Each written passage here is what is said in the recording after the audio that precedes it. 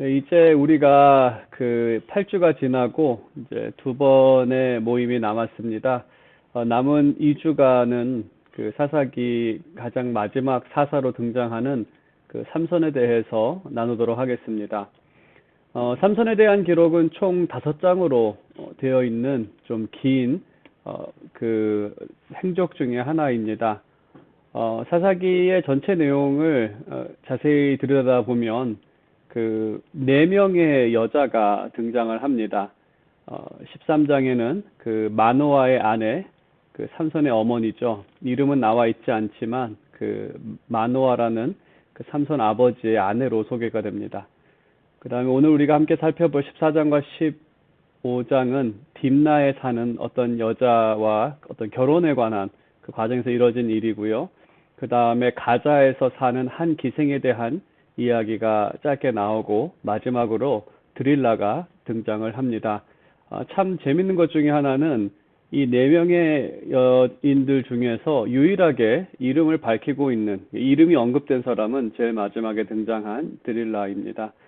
그것은 그 삼손이 그 운니엘과는 전혀 다른, 그러니까 운니엘도 첫 번째 등장한 사사 운니엘도 유일하게 그 아내의 이름이 등장합니다. 악사라는 아내가 있었죠. 그리고 유일하게 사사 중에는 이 아내는 아니지만 아무튼 그 삼손의 그러한 이 배경에서 그 여인의 이름이 등장하는 것을 볼 때에 그 삼손이 얼만큼이나 운니엘과 반대되는 인물인 것을 우리가 알 수 있습니다. 그럼 이제 우리가 오늘 함께 나눌 하나님 말씀, 또 사사기 13장 말씀부터 13장은 짧게 보고요. 오늘은 이 딥나에서 일어났던 그 일에 대해서 우리가 좀 핵심적으로 보도록 하겠습니다. 13장 1절을 보게 되면 그 삼손에 대한 말씀도 다른 사사들과 비슷하게 시작합니다. 이스라엘이 여호와의 목전에서 악을 행하였고 또 여호와께서는 블레셋 손에 40년 동안 이스라엘을 넘겨주십니다. 하나님께서는 그러한 상황에서 임신하지 못하는 마노아의 아내를 통해 구원자를 주십니다. 다른 사사와는 달리 그 천사가 와서 그 삼손이 태어날 것을 알리는데 그 말씀을 보게 되면 그 삼손의 그러니까 앞으로 태어날 아이에게 포도주와 그 독주를 그러니까 평생토록 그렇죠. 독주를 마시게 하지 말고 또 어떠한 부정한 것도 먹으면 안 된다고 말씀하십니다. 그리고 머리 위에 삭도를 대지 말라는 것을 언급하시면서 그 나실인에 대한 그 말씀을 언급하십니다.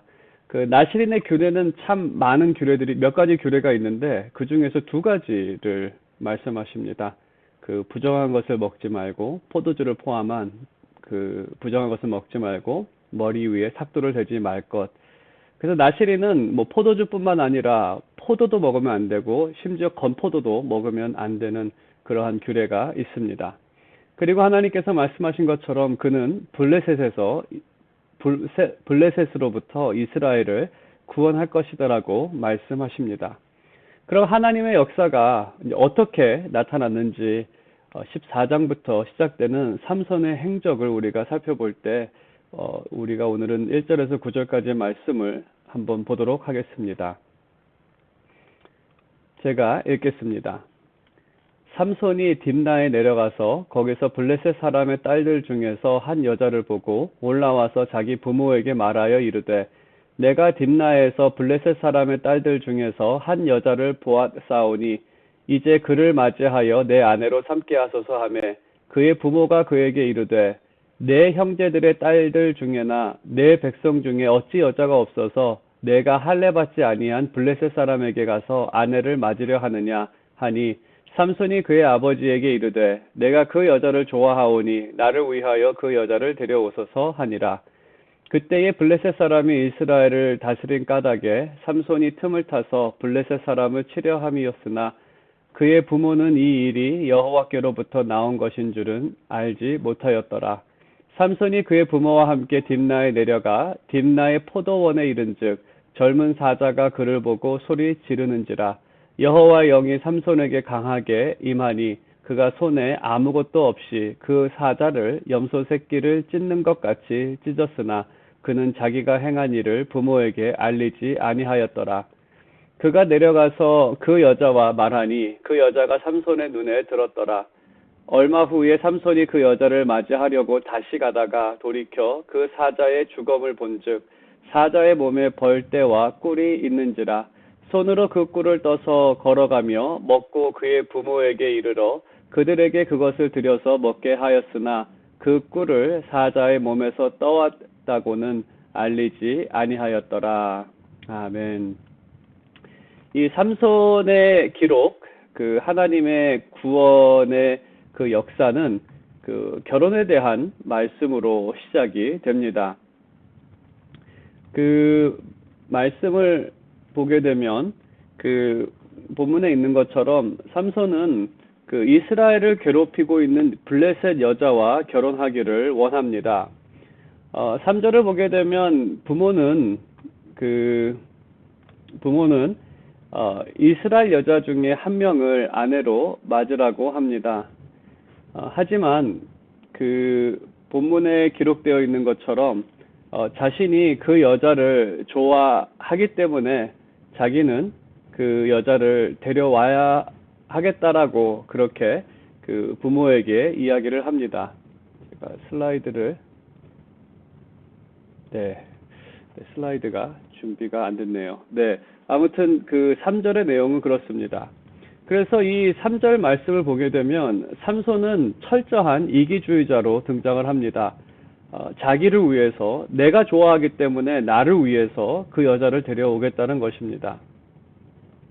하지만 이 본문을 보게 되면 그 4절에서 우리가 4절에서 알 수 있는 것은 제가 슬라이드를 좀 뒤로 하겠습니다. 3절, 4절. 그 4절에서 보게 되면 이 모든 일들이 더 큰 의미를 갖고 있다라고 언급을 합니다. 그것은 구원을 위한 하나님의 뜻 안에서 일어나는 일이라고 말합니다. 하지만 그 사실은 아무도 모르고 있습니다. 심지어 삼손도 부모도 몰랐다는 것입니다. 그럼 하나님께서는 이스라엘을 구원하시기 위해 삼손으로 블레셋 여자에게 빠지게 하신 것이 아니냐라고 우리가 생각해 볼 수 있습니다. 하지만 그렇지는 않습니다. 이 말씀에서 나타나는 삼손의 모든 선택은 본인의 의지적인 선택이었고 이기적인 선택이었습니다. 하지만 삼손의 이기적인 선택임에도 불구하고 하나님의 계획을 완성하는 일에 보탬이 된다는 것입니다. 그것이 4절이 말하고 있는 것입니다. 하나님께서 일하시는 방법은 우리가 해석할 수는 없습니다. 그리고 이제 5절부터 일어나는 모든 일들, 하나님의 섭리 가운데 일어나는 일인데 이 모든 일들이 다 그 삼손의 이기적인 그러한 선택에 의해서 진행되는 그러한 사건이지만 이 모든 일들이 하나님의 섭리 안에서 이스라엘의 구원을 만드는 그러한 일들이 된다는 것이 삼손에 대한 말씀의 전체적인 내용입니다. 그럼 하나님의 섭리가 삼손을 통해 어떻게 나타나는지 우리가 계속 살펴보겠습니다. 6절을 보게 되면 블레셋으로 내려가는 길에 사자를 만나 삼손은 손에 아무것도 없었는데 맨손으로 그 사자를 때려 잡습니다. 그리고 올라오는 길에 보니까 자기가 친히 죽였던 그 사자 주검에서 그 벌떼와 꿀을 발견하게 됩니다. 아주 예외적인 일이 생겼습니다. 이게 예외적인 이유는 보통 사자가 죽으면 거기에는 구더기와 파리가 끼게 되는데 이 꿀과 벌떼가 그 안에 있다는 것은 아주 예외적인 일입니다. 그리고 그 꿀을 가져다가 자신이 먹고 그것을 부모에게도 주었는데 9절에서 말하고 있는 것처럼 그 부모에게는 알리지 않았습니다. 이 꿀을 어디서 가져왔는지. 당연히 죽은 사자에서 가져올 거라고는 생각지도 않았을 것입니다. 그리고 사자를 때려 잡았을 때에도 부모에게 알리지 않았습니다. 이렇게 부모에게 알리지 않은 이유는 그 나실인법을 위반했기 때문에 그렇습니다. 어, 그 5절의 말씀을 보게 되면 그들이 지나가는 장소는 딥나의 포도원이라고 기록하고 있는데, 여기서 포도원이라는 사실을 언급한 것은 그 나시린 규례를 상기하기 위한 일종의 문학적인 방법입니다. 어, 그 나시린 이제 포도에 대한 것은 아무것도 먹지 못하죠. 3절에 기록된 것처럼 뭐 포도주나 또 독주를 마시지 말고, 또한 말씀하신 것은 어떤 부정한 것도 먹지 말라고 그 천사가 전해 주었습니다. 그래서 삼손은 의도적으로 사자의 싸움과 꿀의 출처를 알리지 않았습니다. 왜냐하면 이스라엘 사람들은 죽은 것을 만지면 안 되고, 죽은 것을 만진 것을 그렇게 먹을 수는 없기 때문에 그렇습니다. 부정해지기 때문에 그런 것이죠. 만일에 죽음을 만지면 나시린 법에 따라서 그 회막으로 가서 정결 예식을 치러야 합니다. 나시린의 정결 예식은 총 일주일이 걸립니다. 일주일 동안 회막으로 가야 하고, 또 7번째 날에는 그 민수기 나시린법을 따르면 그는 머리를 밀고 다시 길러야 합니다. 그는 딥나로 가는 길이었고, 만일에 사자를 때려잡았을 때 그 사실을 부모에게 알렸다라고 한다면 그들은 가는 길을 멈춰서 다시 이스라엘로 돌아가서 그 회막에 가서 그 나시린법을 따라야 합니다. 하지만 그냥 돌아오기도 해야 하지만 또 본인의 머리를 잘라야 하는 그러한 일도 해야 하기 때문에, 뭐 천사의 말은 또 자르지 말라라고 되어 있어서 어떤 법을 따라야 할지는 좀 이렇게 확실하게 말하고 있지는 않지만 확실히 상당히 번거로운 일이 됩니다. 그래서 부모에게는 아무 말도 하지 않았습니다. 뭐 첫 번째로 사자와 싸워야 하는 어쩔 수 없는 상황에서 이 부정한 일을 했다라고 한다면 그래도 우리가 이해는 할 수 있겠지만, 두 번째에 손에 꿀을 대는 것은, 이것은 의도적인 것입니다. 이 본문의 말씀을 통해서 우리에게 삼손이 어떠한 인물인지를 우리에게 말하고 있습니다. 삼손은 자신의 눈에 보기에 좋은 대로 사는 사람입니다. 이제 앞으로 사사시대의 문제의 핵심을 말하게 될 때, 사사시대의 이 고질적인 문제는 하나님의 말씀이 아니라 각자 소견에 옳은 대로 행하며 살았다는 것이었습니다. 그러한 삶의 모습이 무엇인지 삼손을 통해 보여주고 있습니다. 그는 하나님의 말씀을 무시하고 이방인과 결혼을 하려고 합니다. 부모의 조언을 무시합니다. 그것은 5번째 계명을 어기는 것입니다. 부모의 합리적인 판단보다 자기의 감정이 우선이었고, 내가 저 여자를 좋아하기 때문에 부모가 뭐라고 하던, 하나님의 율법이 나에게 무엇을 요구하던 그것은 상관이 없는 그러한 것이 바로 이 삼손의 삶이었습니다. 그럼 여기서 생기는 의문은, 어떻게 이런 사람이 구원의 일꾼이 될 수 있을까라는 질문이 생기고, 그리고 또 한 가지 질문은, 이러한 일들이 어떻게 하나님의 구원을 완성할 수 있을까? 사자를 때려잡고 또 거기에 있는 하나님의 말씀을 어겨가면서 하는 이러한 모든 행동들이 어떻게 구원으로 완성할 수 있을까라는 질문이 생깁니다. 이제 그 사건을 통해서 어떤 일들이 벌어지는지 그 내용을 하나씩 살펴보도록 하겠습니다. 이제 결혼식에 도착했을 때 삼손은 옷 30벌을 걸고 내기를 합니다. 수수께끼를 내면서 수수께끼를 맞추는 것인데, 14절에 보게 되면 삼손은 이러한 수수께끼를 냅니다. 먹는 자에게서 먹는 것이 나오고 강한 자에게서 단 것이 나왔느니라 하니라. 그들이 사흘이 되도록 수수께끼를 풀지 못하였더라. 여기서 맞춰야 하는 것은 이 먹는 자가 누구냐? 그러니까 포식자죠. 딴 것을 먹으며 사는 사람이 딴 사람의 먹잇감이 됐다는 것이죠. 그리고 강한 것인데 그 안에서 단 것이 나왔다는 것입니다. 제가 앞에서도 말씀을 드렸듯이 사자 주검에서 구더기와 파리가 생기지 단 것이 나오지는 않습니다. 이것은 너무나 예외적인 일이기 때문에 나올 수가 없어서, 이 수수께끼는 풀 수 없는 수수께끼를 그들에게 준 것입니다. 삼손은 아주 이기적인 사람이기 때문에 그들의 옷을 갖기 위해서 풀 수 없는 수수께끼를 그들에게 던진 것입니다. 그래서 블레셋 사람들은 도저히 이 수수께끼를 풀 수 없고 또 겉옷 속옷 30세트를 그에게 줄 수가 없어서 결국 그 블레셋 사람들은 삼손의 아내를 협박합니다. 너가 알려주지 않으면 너희 집과 너를 죽이겠다라고 협박을 합니다. 그래서 결국 그 아내는 삼손을 꼬셔서 그 답을 알아내려고 노력을 합니다.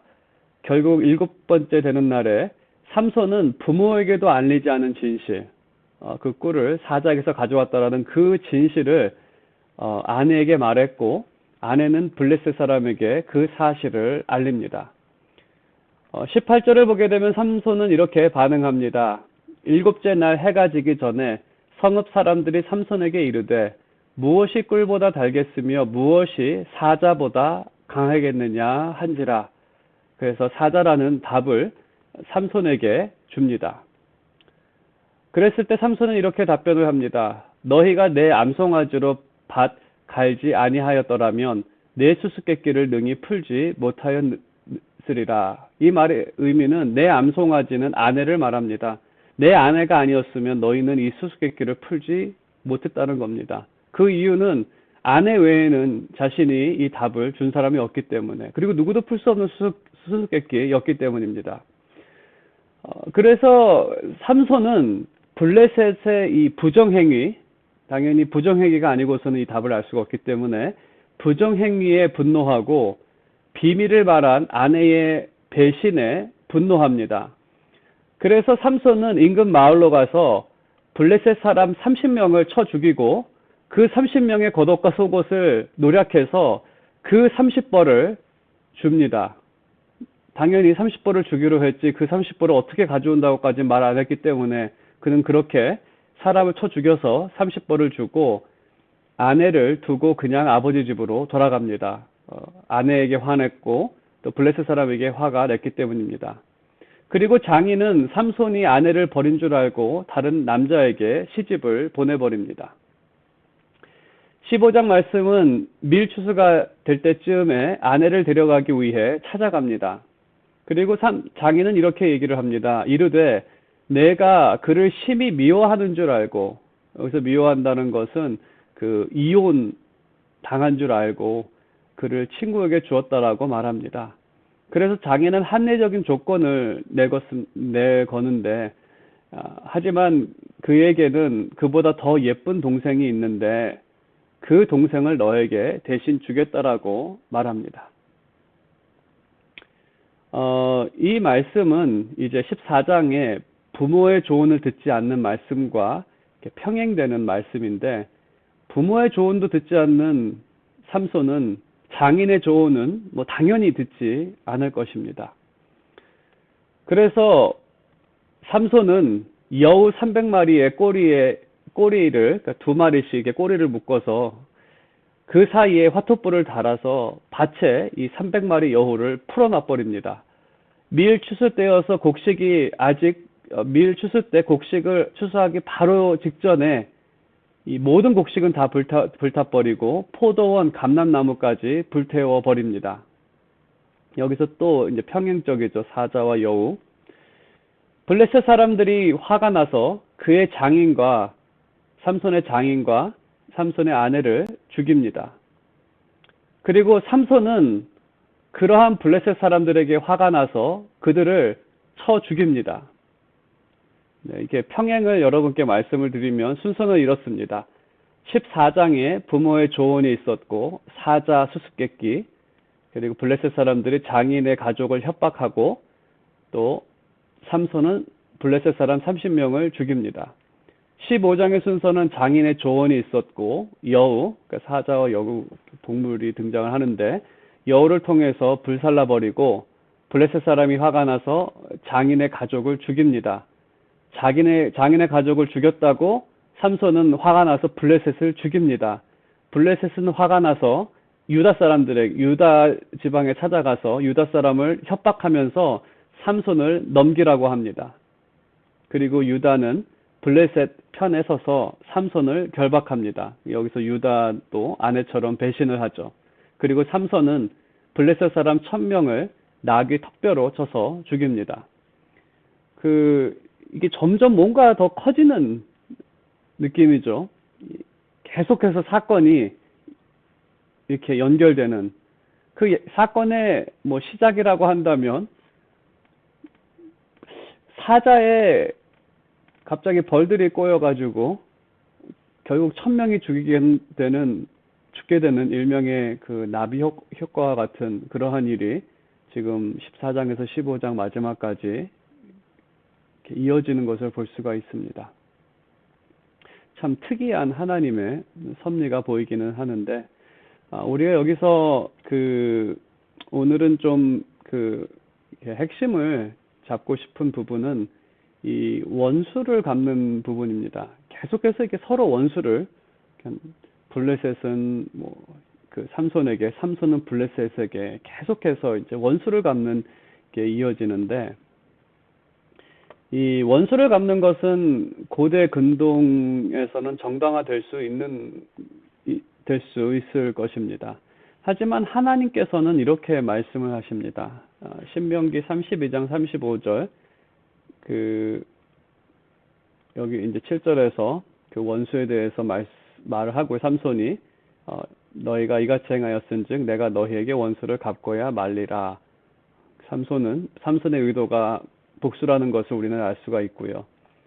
그 다음에 하나님께서는 원수에 대해서, 복수에 대해서 신명기 32장 35절을 좀 직역을 하면은요, 히브리어를, 복수는 나에게 속한 것이고 그리고 배상도 하나님께 속하였다라고 그렇게 말씀을 하십니다. 하지만 삼손은 이러한 말씀을 무시하고 자신의 판단에 옳은 대로 행합니다. 그는 자기가 마음에 가는 대로 행했고 자기가 원하는 대로 행했고 모든 것은 이기주의적으로 행했으며 복수를 하고 싶으면 복수를 했던 그러한 사람입니다. 그렇게 블레셋과 삼손을 놓고 생각을 한다면 원수 갚는 일에 대해서 블레셋 사람이나 삼손은 크게 다른 점은 없습니다. 두 부류 다 원수 때문에 모든 일을 버리고, 블레셋 사람들도 배상을 받기 위해서, 원수를 갚기 위해 모든 일들을 벌린 것입니다. 우리가 이 말씀을 조금 적용해서 생각을 해본다면, 세상은 자신을 섭섭하게 하거나 속상하게 했던 사람들의 실패를 바라고 그들의 삶이 잘 안 풀리기를 바랍니다. 그것은 세상의 모습이죠. 하지만 크리스찬은 어떠한 모습으로 나타나야 합니까? 또 크리스찬인 여러분은 어떻습니까? 세상은 끊이지 않는 복수의 연속입니다. 하지만 이것은 하나님의 뜻이 아니라는 것을 우리는 알 수 있습니다. 하나님의 뜻은 요셉이 보였던 모습, 그리스도께서 보이신 모습, 바로 용서라는 모습이죠. 하나님의 나라가 세상 나라와 다른 점은 이러한 용서라는 부분입니다. 이렇게 다른 사람을 용서할 수 있는 능력은 당연히 하나님의 은혜에서 나옵니다. 하나님께서는 은혜 베풀기를 그치지 아니하셨고 또 그들을 용서하는 것 또한 그치지 아니하십니다. 오늘 본문에서도 하나님께서는 삼손에게 은혜 베풀기를 그치지 않으십니다. 그것은 그에 대한 용서 또한 용서 베풀기를 그치지 아니하십니다. 14장과 15장의 이 장면, 이 한 막은 두 번째 막인데 하나님께서 물을 주시는 사건으로 끝이 납니다. 18절과 19절 말씀을 보겠습니다. 삼손이 심히 목이 말라 여호와께 부르짖어 이르되 주께서 종의 손을 통하여 이 큰 구원을 베푸셨사오나 내가 이제 목말라 죽어서 할례받지 못한 자들의 손에 떨어지겠나이다 하니 하나님이 레히에서 한 우뚝한 곳을 터뜨리시니 거기서 물이 솟아 나오는지라 삼손이 그것을 마시고 정신이 회복되어 소생하니 그러므로 그 샘 이름을 엔학고레라 불렀으며 그 샘이 오늘까지 레히에 있더라. 이 말씀에서 목이 말라서 하나님께 부르짖습니다. 그리고 그곳에 이름이 붙여집니다. 이 말씀은 이스라엘의 그 광야에서 있었던 사건을 연상하게 합니다. 광야에서 이스라엘이 물을 마실 수 있었던 것은 그들이 착하거나 그들에게 어떠한 공로가 있어서는 아닙니다. 하나님께서 은혜를 베푸신 것입니다. 하나님의 영원하신 사랑, 그 인자하심이 기도 응답으로 나타난 것이고, 하나님의 긍휼은 부르짖는 자의 기도를 외면하지 않으시고 그를 용서하시고 그에게 은혜를 베푸십니다. 이 재밌는 사실은 그 삼손의 기도는 이 장면과 제일 마지막에 두 번째 기도가 나옵니다. 그때도 하나님께서는 여전히 그를 용서하시고 그의 기도를 들어주십니다. 우리가 여기서 기억해야 하는 것은 하나님의 은혜를 은혜라고 이름하는 것은 하나님께서 주시는 은혜가 우리 공로의 결과가 아니기 때문입니다. 하나님 앞에 좋은 것을 한 것이 없을 뿐만 아니라 오히려 하나님 앞에 반대되는 일을 했습니다. 벌을 받아야 할 상황이지만 축복을 받은 것입니다. 그래서 하나님의 은혜가 은혜라고 부릅니다. 왜냐하면 우리에게는 은혜 받을 공로가 없을 뿐만 아니라 오히려 벌을 받아야 했는데 하나님께서는 은혜를 베풀어 주셨기 때문입니다. 이스라엘이 구원받을 자격이 있어서 구원받는 것이 아니라 하나님의 은혜입니다. 하지만 오늘 말씀을 보게 되면 이러한 은혜가 삼손에게는 방종이 되어 죄를 더하는 삶이 되었다는 것입니다. 이제 다음 주에 살펴볼 말씀에서도 그렇게 하나님께서는 풍성한 은혜를 베풀어 주셨지만 그 은혜는 삼손의 욕심을 채우는 도구로 사용되어졌다는 것입니다. 하나님께서 주신 은혜를 은혜로 생각하십니까? 아니면 당연히 받아야 할 것으로 생각하십니까?